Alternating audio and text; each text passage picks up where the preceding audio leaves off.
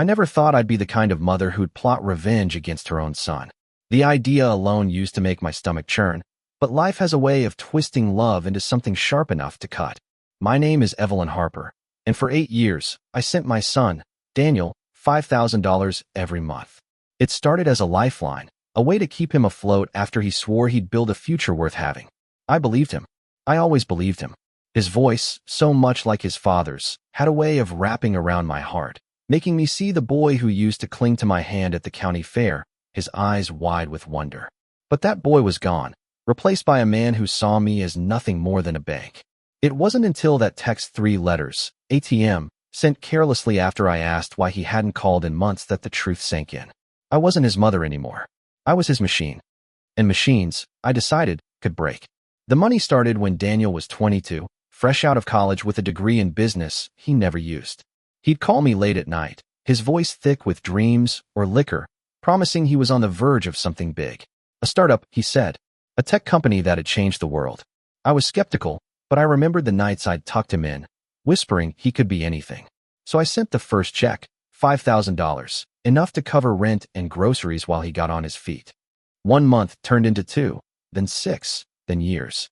My savings dwindled, my retirement fund bled dry, but I kept sending the money because that's what mothers sacrifice. My husband, Tom, warned me. He'd sit at our kitchen table, his coffee growing cold, and mutter, "Evelyn, he's using you." I'd snap back, defending Daniel, saying he just needed time. Tom stopped arguing after a while. He just looked at me with those sad, knowing eyes, and I hated him for it. Daniel's calls became less frequent, his promises vaguer. He'd moved to Los Angeles, chasing some glittering version of success I couldn't picture. When I asked about his company, he'd laugh it off, saying I wouldn't understand. I didn't push. I should have. Instead, I kept wiring money, telling myself it was love, not weakness. I'd lie awake at night, imagining him thriving, picturing the day he'd show up at our door with a smile and a check to pay me back. That fantasy kept me going until the text came. It was a Tuesday, the kind of gray morning that makes you feel old. I'd texted him, asking why he hadn't called for Christmas. His reply was instant. "Busy, Mom. You're like an ATM, always there when I need you." I stared at those words until my vision blurred. ATM. 3 letters that stripped away 8 years of hope. Something snapped in me that day. I didn't cry.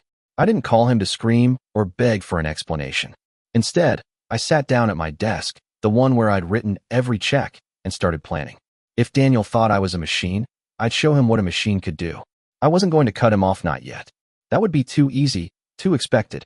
He'd just find another way to leech, maybe sweet-talk his sister, Claire, or guilt Tom into opening his wallet. No, I wanted him to feel what I felt. The slow, grinding betrayal of someone you'd given everything to. I wanted him to pay, not just in dollars, but in the kind of truth that burns. The first step was to understand who Daniel had become. I hired a private investigator, a gruff man named Paul who smelled like cigarettes and regret.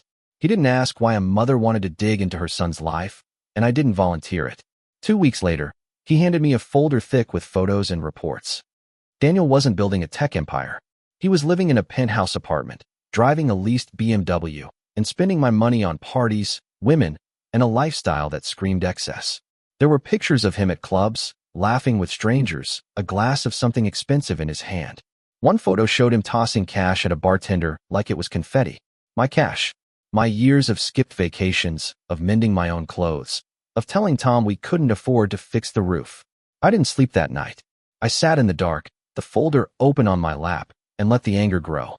I told Tom the next morning. He didn't say, "I told you so," though I could see it in the way he pressed his lips together. Instead, he took my hand and said, "What do you want to do, Evelyn?"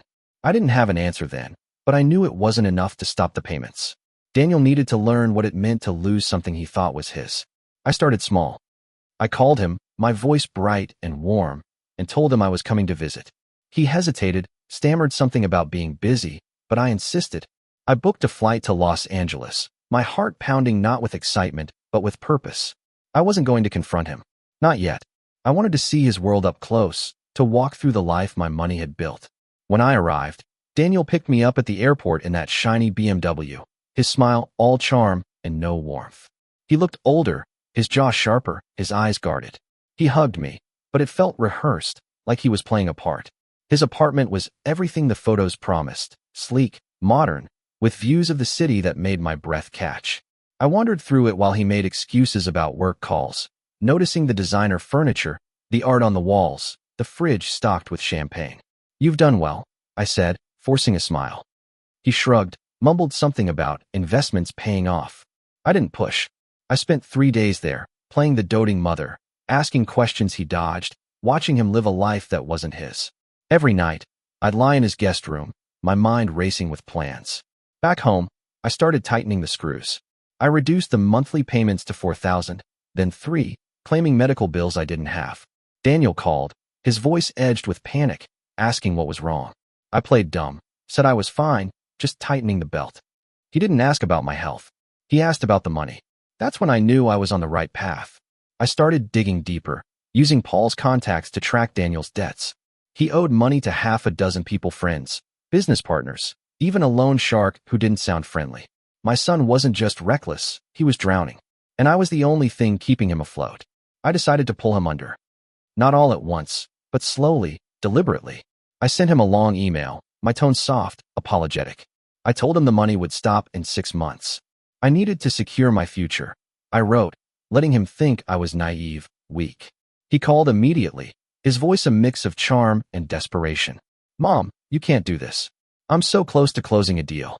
I listened, let him talk, let him think he was winning me over. Then I said, "I'll think about it, Danny." I hadn't called him Danny since he was 10. He didn't notice. He was too busy calculating how to keep the cash flowing.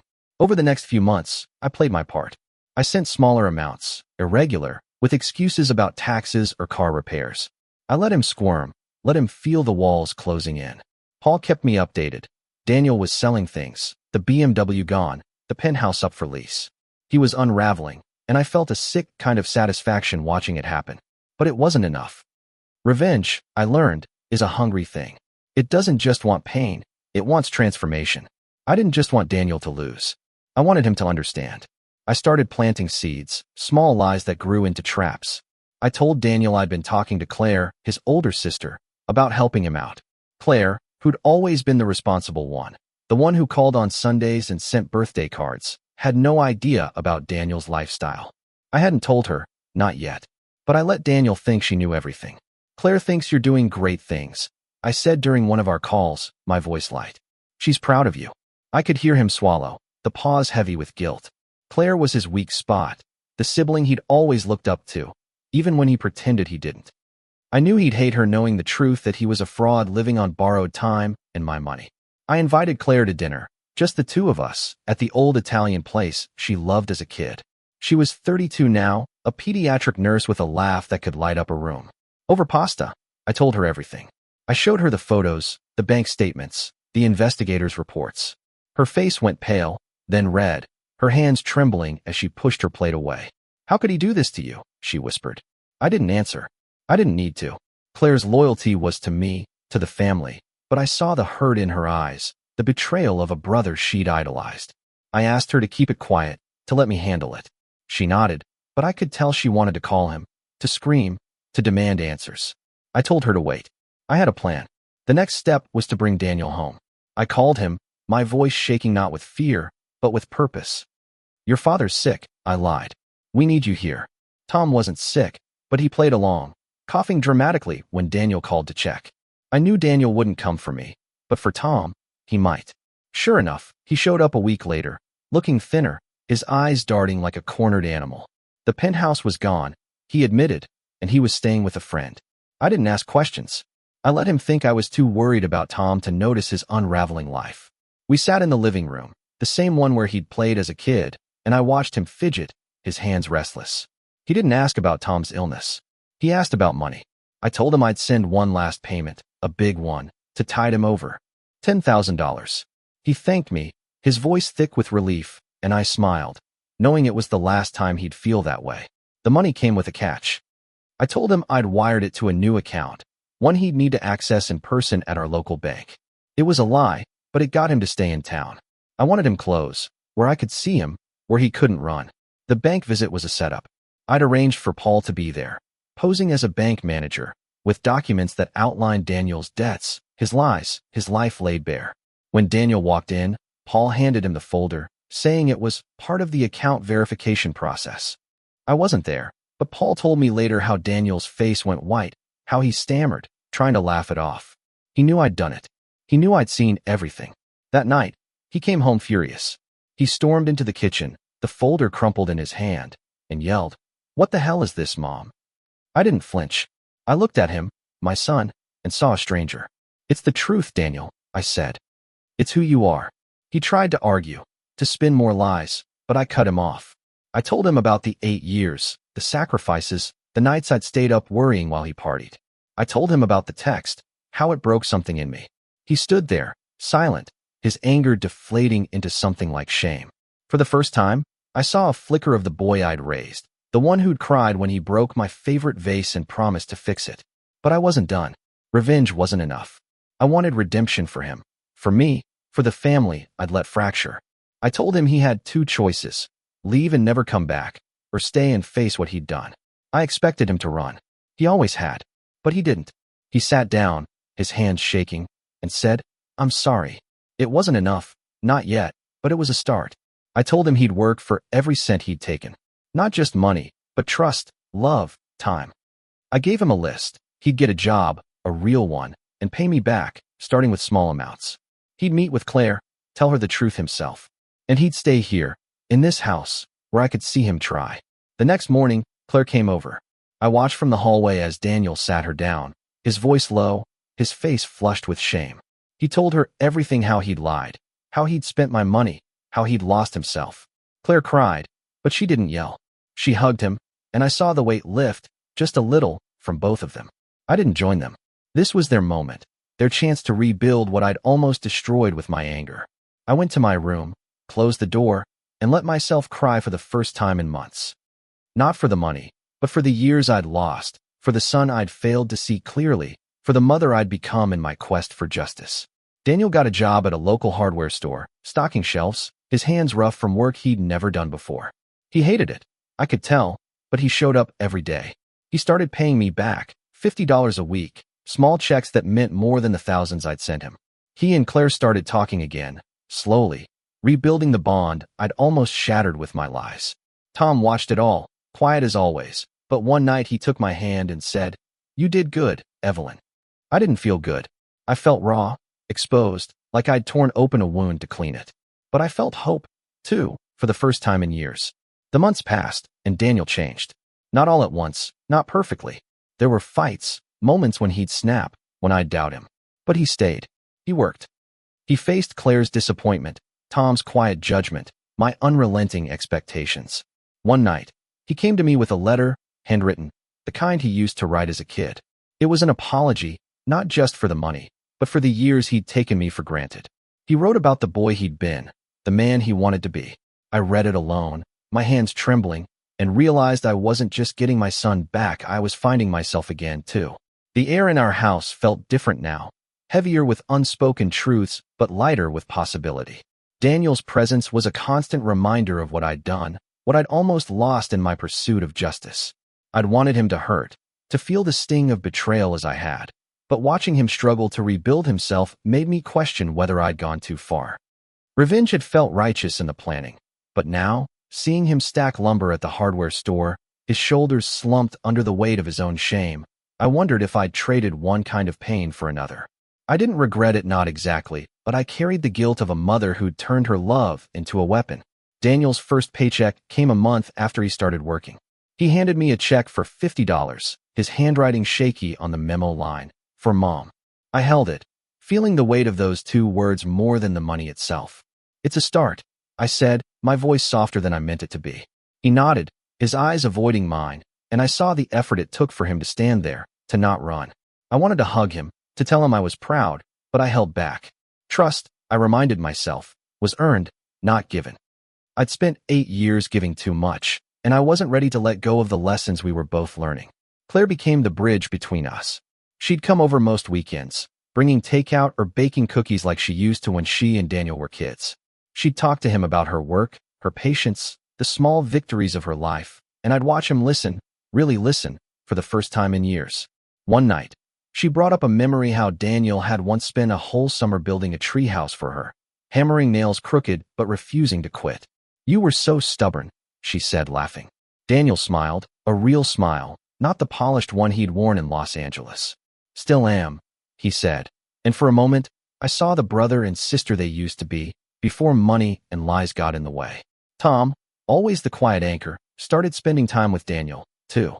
They'd sit in the garage, tinkering with an old radio Tom swore he could fix.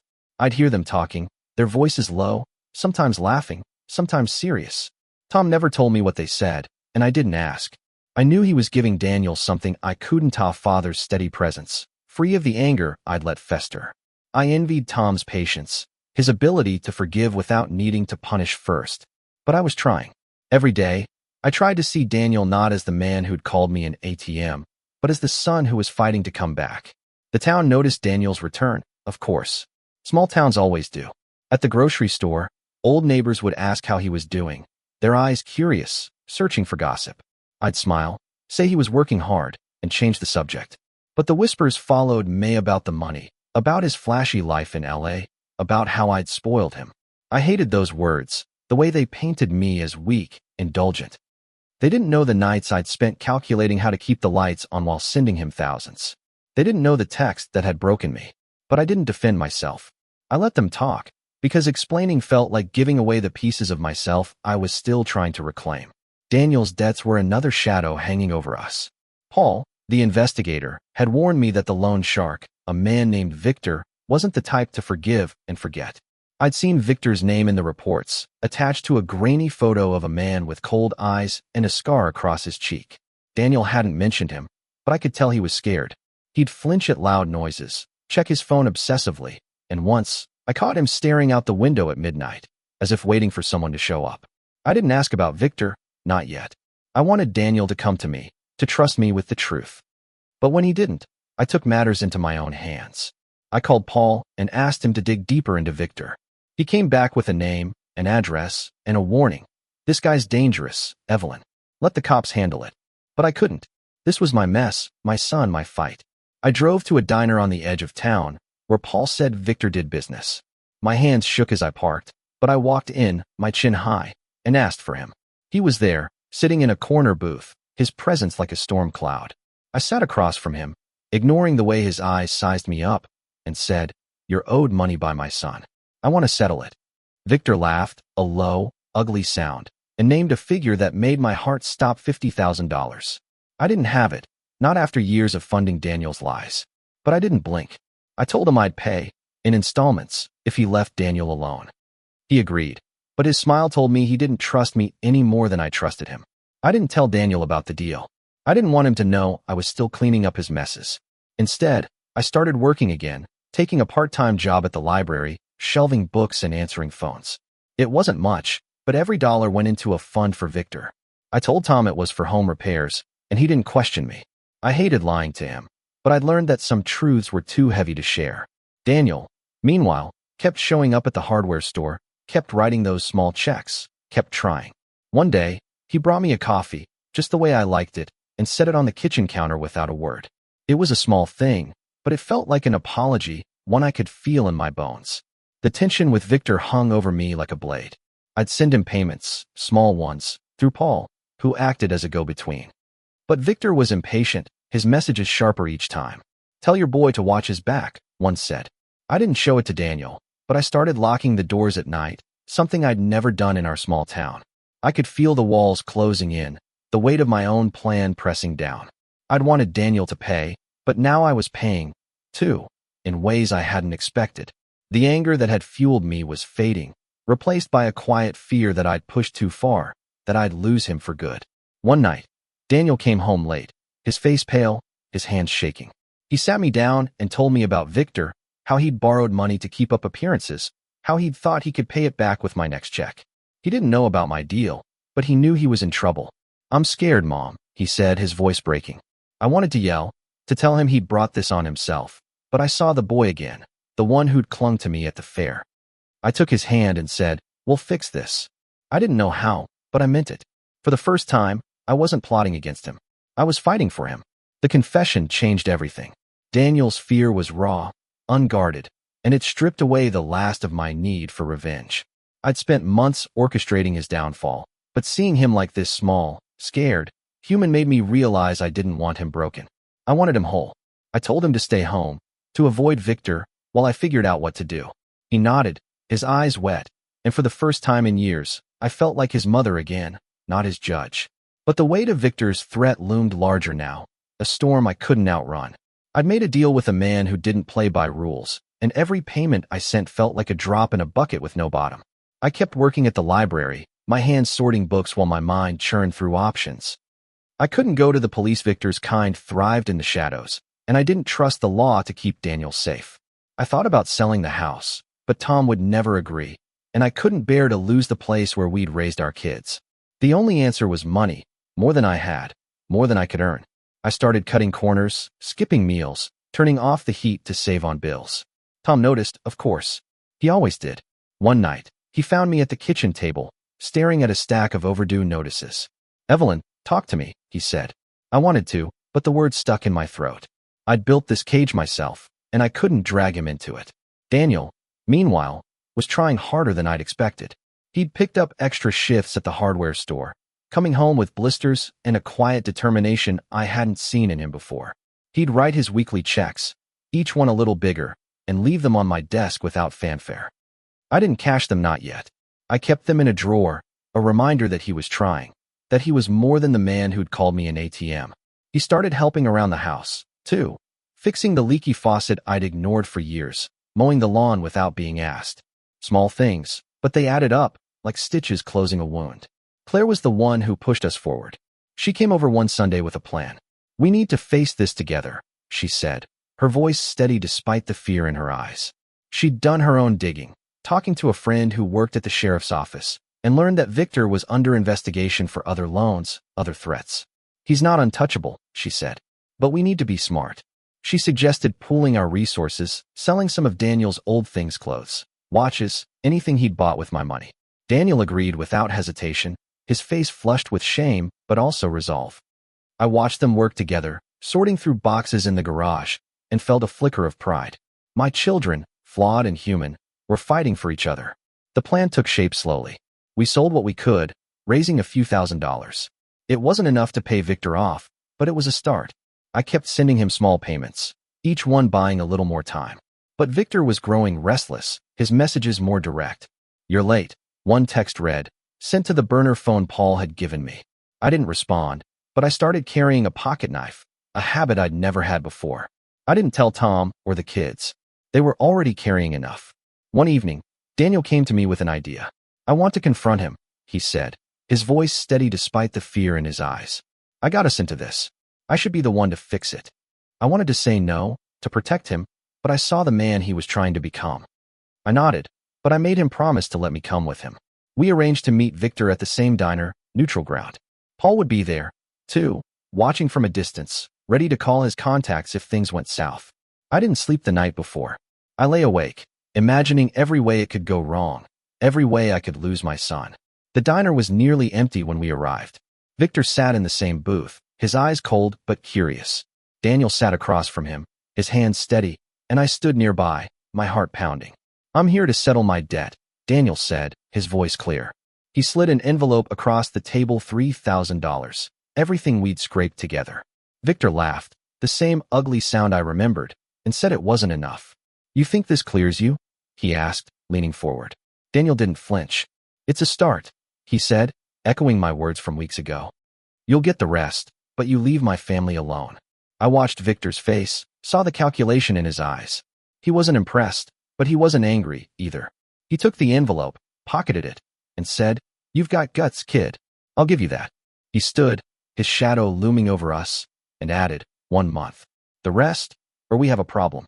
He left without another word, and I felt Daniel's hand find mine under the table, squeezing tight. We didn't speak on the drive home. We didn't need to. For the first time, we were on the same side. Back home, we told Claire and Tom everything. Tom's face was unreadable, but he hugged Daniel, a long, quiet embrace that said more than words could. Claire, practical as always, started making a budget, figuring out how we could scrape together the rest of the money. Daniel offered to sell his old guitar, the one he'd played in high school, and I almost stopped him. That guitar was a piece of the boy he'd been, the one I'd thought was gone. But he insisted, and I let him. We were all letting go of something: pride, anger, regretto hold on to each other. The month passed in a blur of work and worry. Daniel took on a second job, delivering pizzas at night, his car smelling of grease and desperation. I kept my library shifts, adding hours when I could. Claire sold some of her old nursing textbooks, and Tom started fixing up old furniture to sell online. Every dollar went into the fund for Victor. We didn't talk about what would happen if we failed. We couldn't afford to. But I saw the change in Daniel, the way he carried himself, the way he looked at men with guilt, but with something like respect. He was becoming the man I'd always hoped he'd be, and it hurt to know it had taken this to get there. The deadline loomed like a shadow over our house. Every tick of the clock a reminder of Victor's threat. We'd raised nearly $20,000, a small miracle born of late nights and sacrifices, but it wasn't enough. Victor wanted 50, and he wasn't the type to negotiate. I could feel the tension in Daniel, the way his shoulders tensed every time his phone buzzed, the way he'd glance out the window like he expected trouble. I wanted to shield him, to take back the plan that had brought us here, but there was no going back. We were in this together, for better or worse. I started looking for other ways to raise money. I sold my mother's old jewelry, pieces I'd kept for sentiment, not value. The pawnshop owner gave me a pitying look as he handed over a few $100s, but I didn't care. Every cent brought us closer to freedom. Claire suggested a garage sale, and we spent a weekend sorting through years of memories: old toys, books, clothes Daniel and Claire had outgrown. Neighbors came, some out of curiosity, others to help. I saw the way they looked at Daniel, the whispers about his return, but he didn't hide. He stood at the table, haggling over prices, his smile strained but genuine. I was proud of him, even if I couldn't say it yet. Tom took it hardest. He'd always been the steady one, the one who fixed things: leaky pipes, broken hearts, but this was bigger than his tools could handle. One night, I found him in the garage, staring at the half-fixed radio, his hands idle. "I should have stopped this years ago," he said, his voice low. I wanted to argue, to tell him it wasn't his fault, but I knew he was right. We'd both let Daniel drift, thinking money could keep him close.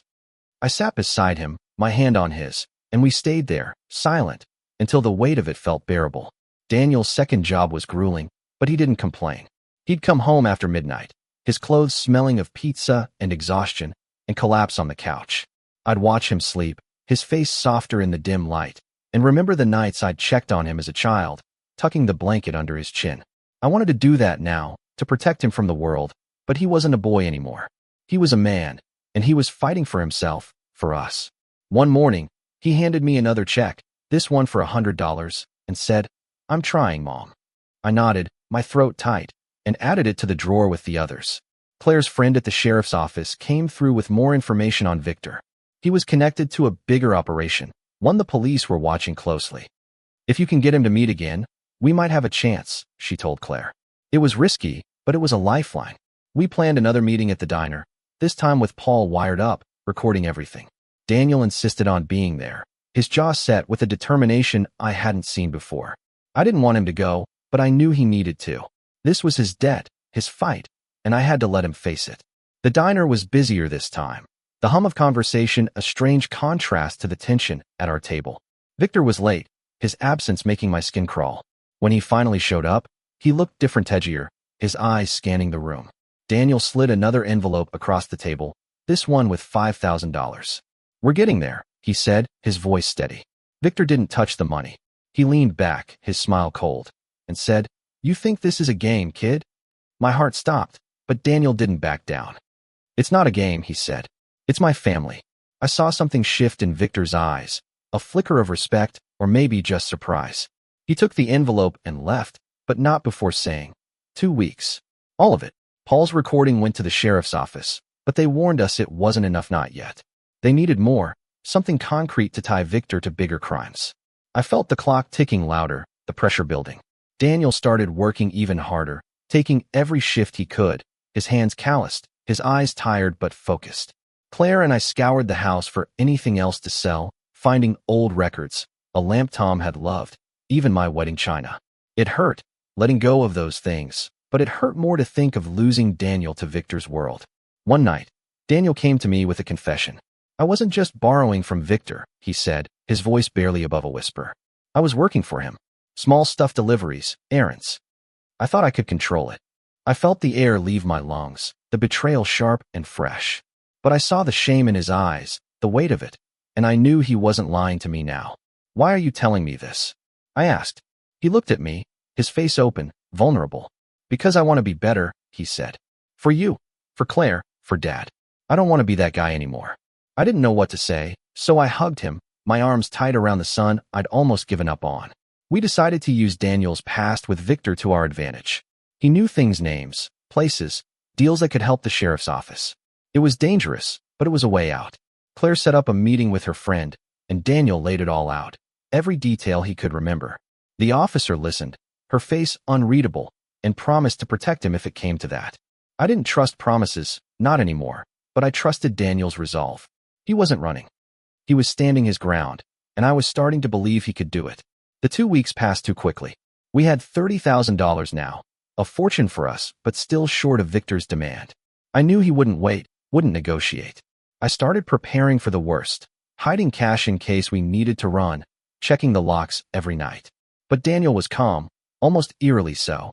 I've got this, Mom, he said one morning, his eyes clear. I wanted to believe him, but fear is a stubborn thing. It clung to me, whispering that I'd lose him, that all of the Izumi revenge, my redemption would end in blood. The final days before Victor's deadline were a blur of dread and determination. Daniel was different now, his movements deliberate, his words careful. He'd stopped checking his phone obsessively, stopped jumping at shadows. It was as if he'd made peace with whatever was coming, and that scared me more than anything. I wanted to shake him, to tell him to run, to hide, but I knew he wouldn't. He was done running. I saw it in the way he looked at me, at Claire, at Tom, like he was memorizing us, storing us away in case this was all he'd have left.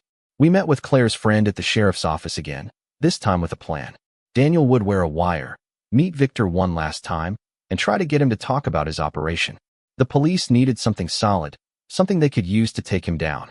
It was a gamble, one that made my stomach twist, but Daniel insisted. I owe you this, he told me, his voice steady. I wanted to argue, to lock him in his room like I did when he was a kid, but I nodded. I'd spent too long controlling him with money, with anger. Now, I had to trust him.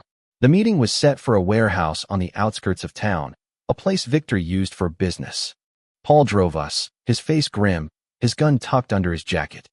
I sat in the back with Daniel, my hand gripping his, neither of us speaking. The warehouse was a hulking, rusted thing, its windows dark, its walls stained with years of neglect. Victor was waiting inside, alone, which surprised me. I'd expected his men, his muscle, but it was just him, leaning against a crate, his smile sharp as a blade. Daniel walked in, the wire hidden under his shirt, and I stayed in the car with Paul, listening through an earpiece, my heart pounding so loud I could barely hear. Daniel started talking, his voice calm, almost casual. I've got 30,000, he said, setting the envelope on the crate. It's what we could get. Victor laughed, the sound crackling through the earpiece. You think this is enough? He asked. Daniel didn't back down. It's what I have, he said. And I know you've got bigger problems than me. He started dropping names, places, things he'd seen while working for Victor. I held my breath, waiting for Victor to snap, to pull a gun, but he just listened, his eyes narrowing. You're playing a dangerous game, kid, he said finally. You think you can outsmart me? Daniel didn't flinch. I'm not trying to outsmart you, he said. I'm trying to end this. The police moved in then, their timing perfect. Lights flooded the warehouse, sirens cutting through the night. Victor tried to run, but he didn't get far. I watched from the car as they cuffed him, his face twisted with rage. Daniel walked out, his shoulders straight, and I ran to him, my arms around him before I could think. You're okay, I whispered, over and over, like a prayer. He hugged me back, his breath shaky, and I felt the years fall away, the distance between us shrinking to nothing. The aftermath was chaotic. The police took Daniel's statement, promising protection if Victor's associates came looking. Claire was there, her face pale but proud, and Tom stood beside her, his hand on her shoulder. We went home, the four of us, and sat around the kitchen table, the silence heavy but warm. Daniel told us everything, how he'd gotten in too deep, how he'd lied to himself as much as to us. I didn't know how to stop, he said, his voice breaking. Claire reached for his hand, and Tom nodded, his eyes wet. I didn't say anything. I didn't need to. For the first time in years, we were a family again, not perfect, but real. Victor's arrest made the local news, a small story buried in the back pages. The police found enough to tie him to a larger network, enough to keep him locked up for years. Daniel's role was kept quiet, but we knew the truth. He'd faced his mistakes, not just with Victor, but with us. He kept working at the hardware store, kept writing those checks, kept showing up. One day, he brought home a small wooden box he'd made in his spare time, carved with our initials E.T.C.D. "For all of us," he said, setting it on the mantel. I looked at him, and felt something settle in my chest, something like peace. I stopped working at the library, my body too tired to keep up. The money we'd raised went to paying off the last of our debts, the ones I'd taken on to protect Daniel. He didn't know about that, and I didn't tell him. Some sacrifices are private, even from your children. Claire started talking about moving closer, maybe buying a house nearby. Tom liked the idea, and I did too. The thought of having her near, of rebuilding what we'd lost, felt like a gift I didn't deserve. Daniel's transformation wasn't perfect. There were days when he'd snap, when the weight of his past made him moody, distant. But he always came back, always apologized. He started going to therapy, something Claire suggested, and I saw the change in him, slow but steady. He wasn't the boy I'd raised, nor the man who'd hurt me. He was something new, someone I was learning to know. And I was learning, too, how to forgive, how to let go, how to love without losing myself. One night, I found the folder Paul had given me, the one with the photos of Daniel's old life. I sat down with it, intending to burn it, to let it go. But I didn't. Instead, I tucked it away, a reminder of how far we'd come. I didn't need revenge anymore. I didn't need justice. I needed my son, my family, my life. And for the first time in 8 years, I had them. The months after Victor's arrest felt like waking from a long, bad dream. The house was quieter now, not with tension, but with a kind of cautious hope. Daniel kept working, his routine steady, his checks regular. He'd leave them on my desk, always with that same memo, "For Mom." I started cashing them, not because I needed the money, but because it felt like part of his redemption, a promise he was keeping. Claire visited often, her laughter filling the rooms, and Tom seemed lighter, his hands busy with new projects, the radio finally fixed. We were healing, slowly, each of us carrying scars, but learning to live with them. I found myself watching Daniel, searching for signs of the man he'd been in Los Angeles, the one who'd thrown my money around like it meant nothing. I didn't see him anymore. Instead, I saw a man who got up at dawn, who came home tired but proud, who looked at me with eyes that held gratitude, not entitlement. He started talking about the future, not grand plans like before, but small Onisa better job, maybe a place of his own someday. I listened, nodding, careful not to push. I'd learned that love wasn't about control, not anymore. Claire was the one who brought us together, as always. She organized a family dinner, the first real one since Daniel came back. She cooked, enlisting Daniel to chop vegetables, his knife skills clumsy but earnest. Tom set the table, humming an old song, and I watched them, my heart full and aching at the same time. We ate, talked, laughed, the conversation flowing like it hadn't in years. Daniel told a story about a customer at the hardware store, an old man who'd insisted on buying a single nail, and we all laughed until tears stung our eyes. For a moment, we were just a family, not a collection of wounds. But the past wasn't gone, not entirely. I still checked the locks at night, still jumped when the phone rang too late. Victor was in jail, but his world was bigger than one man, and I knew it. Paul kept tabs, sending me updates when he could. "It's quiet for now," he'd say, but his tone never felt certain. I didn't tell Daniel or Claire.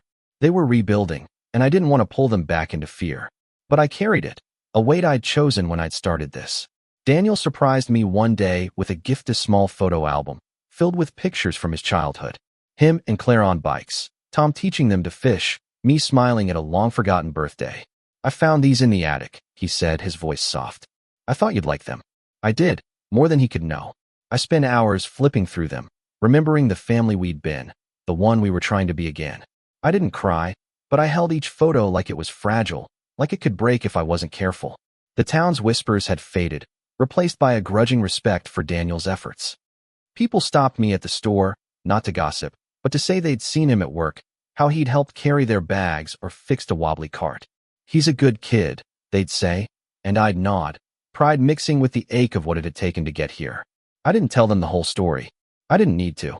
They saw what I saw, a man trying to make things right. One evening, Daniel asked to talk. We sat on the porch, the air cool, the stars bright above us. He told me about therapy, how it was helping him understand why he'd done what he did. I was scared, he said, his voice low. Scared of failing, of not being enough. So I pretended I was someone else.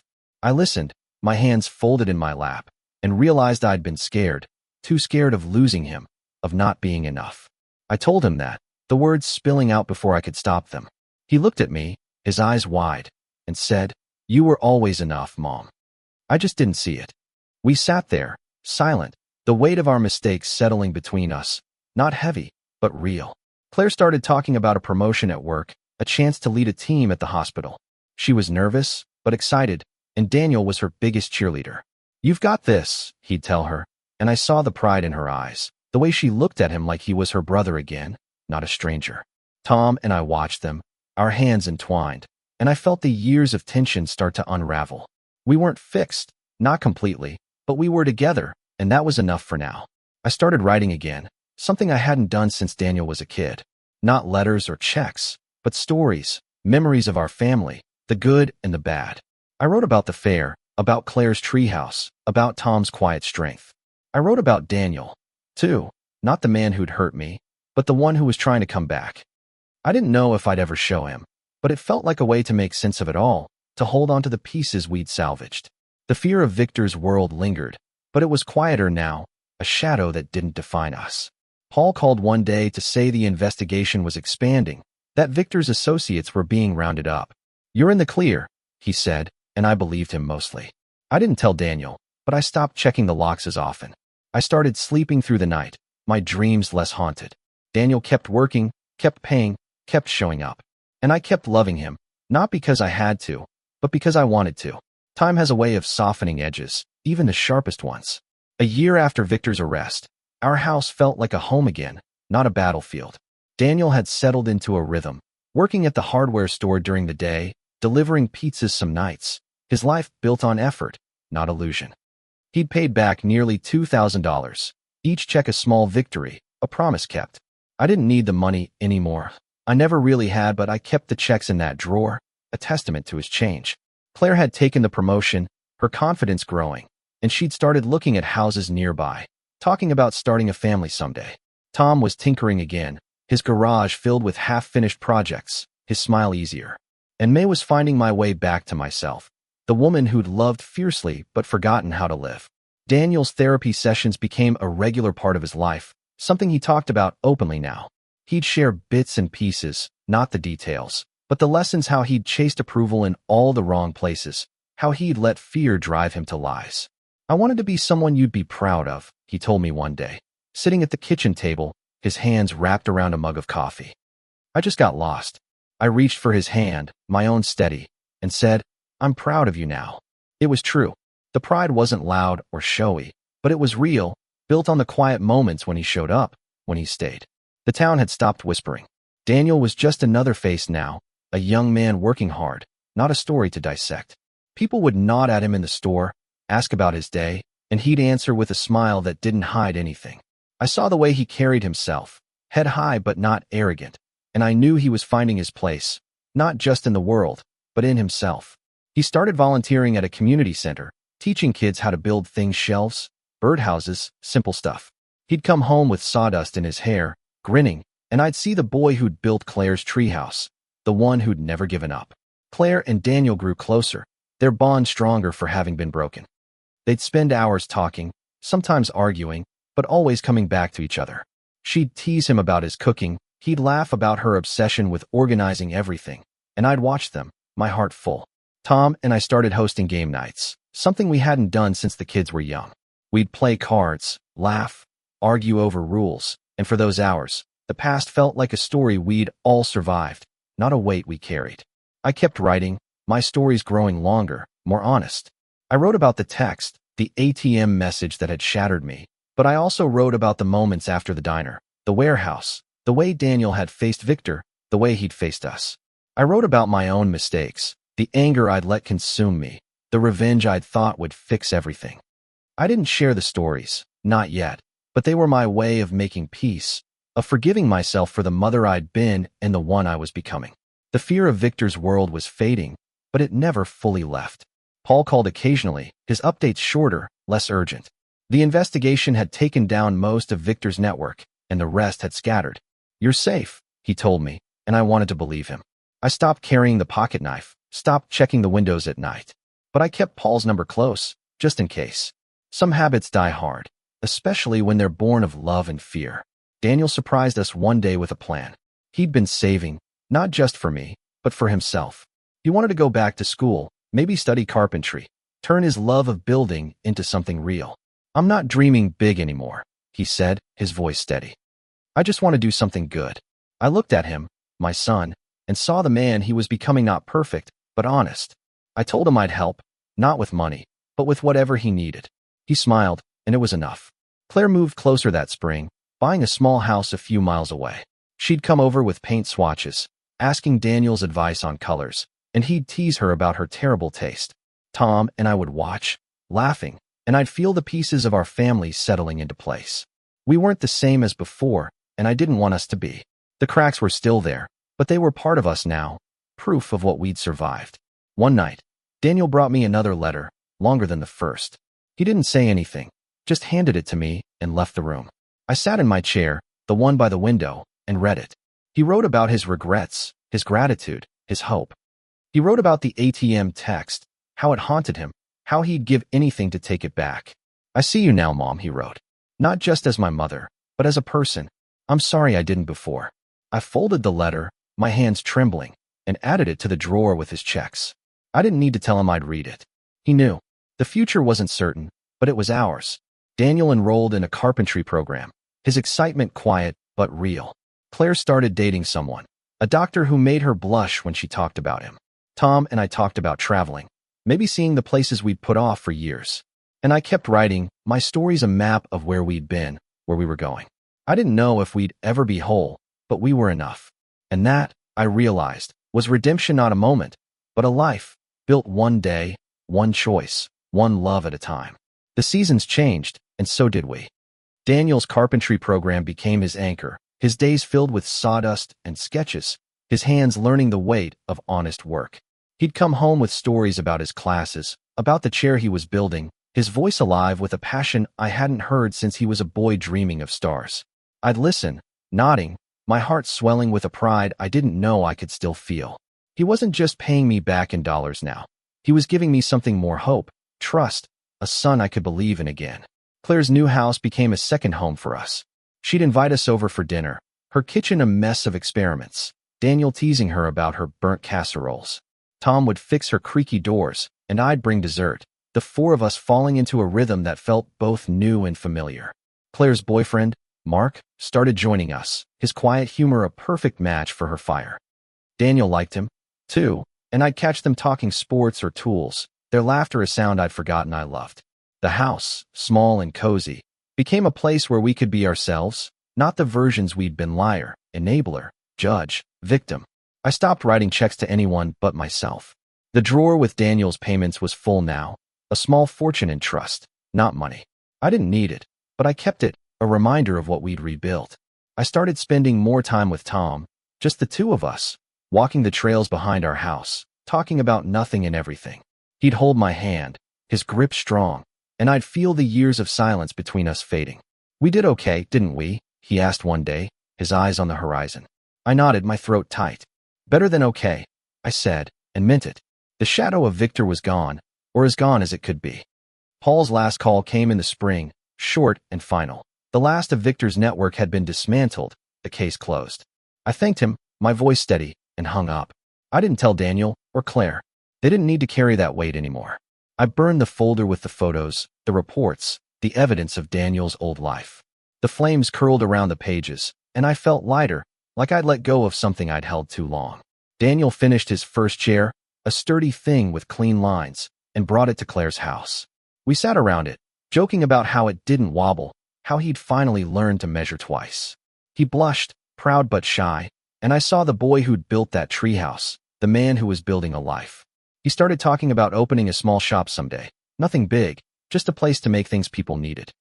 I believed him, not because I had to, but because I could see the work, the heart, the truth. Claire got engaged that summer, Mark proposing in her backyard with Daniel, and Tom pretending they hadn't helped plan it. We cried, laughed, toasted with cheap wine, and I felt the joy of it settle into my bones. Daniel gave a speech, his voice cracking as he talked about his sister, how she'd always been his compass. Claire hugged him, her eyes wet, and I knew they'd found each other again, not just as siblings, but as friends. Tom and I watched, our hands clasped, and I thought about the years we'd lost, the ones we'd gained. My writing became a book, not for anyone else, but for me. I wrote about the text, the betrayal, the revenge that had consumed me. I wrote about the diner, the warehouse, the moment I'd seen Daniel stand up to Victor, not with fear, but with courage. I wrote about the family we were now, not perfect, but ours. I showed it to Tom one night, my hands shaking as I handed him the pages. He read it in silence, his eyes moving slowly, and when he finished, he looked at me and said, "You're stronger than you know, Evelyn." I didn't feel strong, but I felt whole, and that was enough. Daniel's shop became a reality, a small space in town where he sold handcrafted furniture. He worked long hours, his hands rough, his smile genuine. People came, not just for the tables and chairs, but for him, the man who'd come back, who'd made good. I'd visit sometimes, bringing coffee, watching him sand wood or talk to customers. He'd introduce me as his mom, his voice proud, and I'd feel the weight of those years, the money, the lies, the pain lift just a little more. We had another family dinner, this time at Daniel's shop, the air smelling of sawdust and possibility. Claire brought Mark, Tom brought his stories, and I brought my book, not to share, but to hold, a quiet reminder of where we'd been. We ate, laughed, argued over who'd cheated at cards last time, and I looked at me husband, my daughter, my son, and felt a gratitude so deep it hurt. We weren't the family I'd imagined all those years ago, when I'd sent those first checks, when I dreamed of Daniel's success. We were better because we were real. The night ended with Daniel pulling me aside. He handed me another check, this one for $500, the biggest yet. "I'm getting there, Mom," he said, his eyes steady. I took it, my fingers brushing his, and said, "You already are." We stood there, the shop quiet around us, and I knew this was the redemption I'd wanted, not just for him, but for me. We'd paid our debts, not just in money, but in truth, in time, in love. The years slipped by, each one softer than the last. Daniel's shop grew, not into an empire, but into a steady heartbeat of our town. People came for his work tables that held family dinners, chairs that cradled tired bodies, and stayed for his story, the one he didn't tell, but they felt anyway. He was the man who'd come back, who'd built something from nothing. I'd watch him sometimes, behind the counter, his hands steady as he showed a customer a new piece, his smile open, unguarded. He wasn't chasing approval anymore. He was living it. Claire and Mark got married in a small ceremony, the backyard strung with lights, Daniel giving her away with a grin that hid his tears. I stood beside Tom, my hand in his, and felt the weight of our family, not as a burden, but as a gift. Claire was radiant, her laugh louder than ever, and Daniel was her shadow, her brother, her friend. They danced together, clumsy and perfect, and I saw the kids they'd been, the adults they'd become. Tom squeezed my hand, his eyes wet, and I knew he saw it too. My book stayed private, a secret I carried like a talisman. I'd add to it sometimes, late at night, when the house was quiet and my thoughts were loud. I wrote about the small moments, the way Daniel's laugh echoed Claire's, the way Tom's hand found mine in the dark, the way I'd learned to forgive myself. It wasn't a story of triumph, but of survival, of choosing love over anger, truth over lies. I didn't need to publish it. It was enough that it existed, that I'd made sense of the chaos. Daniel paid off the last of his debt to me, not in one grand gesture, but in quiet, steady checks, each one a promise kept. The final one came on a Tuesday, the kind of gray morning that reminded me of the day I'd gotten his text. He handed it to me, his eyes searching mine, and said, "That's it, Mom. We're square." I looked at the check, $5,000, the same amount I'd sent him every month for 8 years. I didn't cash it. I added it to the drawer, not because I needed it, but because it was part of us, part of the story we'd written together. The fear of Victor's world was a memory now, a scar that faded with time. Paul had moved on, his calls replaced by postcards from places he'd traveled, his life no longer tied to ours. I didn't check the locks anymore, didn't jump at shadows. The house felt safe, not because the danger was gone, but because we were stronger than it. We'd faced it, all of us, and come out the other side. Daniel started dating someone, a quiet woman named Lila who worked at the community center. She was kind, grounded, the kind of person who saw him for who he was now, not who he'd been. He brought her to dinner one night, nervous in a way that made me smile. She fit, not just with him, but with us, her laughter mingling with Claire's, her questions drawing Tom out of his quiet shell. I watched Daniel with her, saw the way he listened, the way he stayed, and I knew he'd found something real. Claire and Mark had a daughter, a tiny girl with her mother's eyes and her father's smile. They named her Evelyn, and when I held her, my namesake, I felt the weight of every choice I'd made, every mistake, every redemption.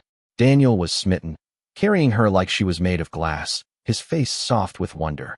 Claire teased him about being a softie, but I saw the way he looked at his niece, the way he promised her the world without saying a word. Tom and I took that trip we'd talked about, a week in the mountains, just the two of us. We hiked, talked, sat in silence, the kind that only comes from years of knowing someone. He told me he was proud of me, not just for Daniel, but for us, for the family we'd held together. I didn't feel proud. I felt grateful for him, for Claire, for Daniel, for the chance to start again. We came home with photos, stories, a renewed sense of what we could be. Daniel's shop became a gathering place, not just for customers, but for us.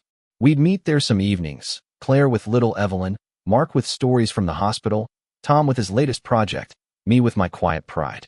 Daniel would show us his newest piece, his hands rough but sure, and we'd talk about nothing important, everything important.